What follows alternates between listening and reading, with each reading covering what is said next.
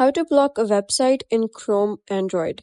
Hello guys and welcome back to the channel. In this video, I'm going to show you how you can block a website in Chrome Android. So let's get started. First of all, you gotta head over and open Chrome, and then you gotta go to the search bar and you gotta type in NextDNS. Simply type in NextDNS, and this is the website that you need, named nextdns.io.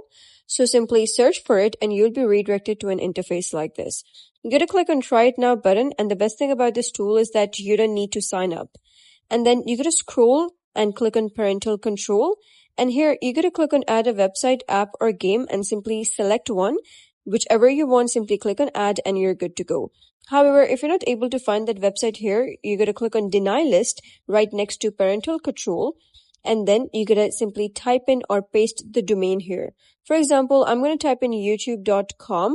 Once you do so, you're going to head over, click and go, and now you can see that this domain has been added. Now, the next part is the most important one. You're going to scroll back, click on Setup, and then you're going to simply, long press on the DNS over HTTPS. So when you long press on it, you should see an option called Copy. So simply copy it from here.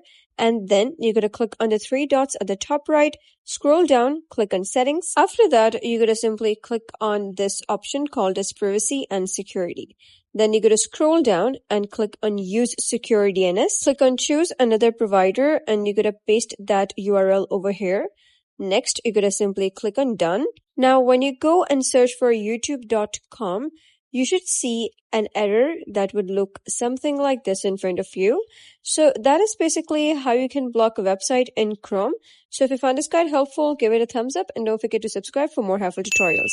I'll see you in the next video.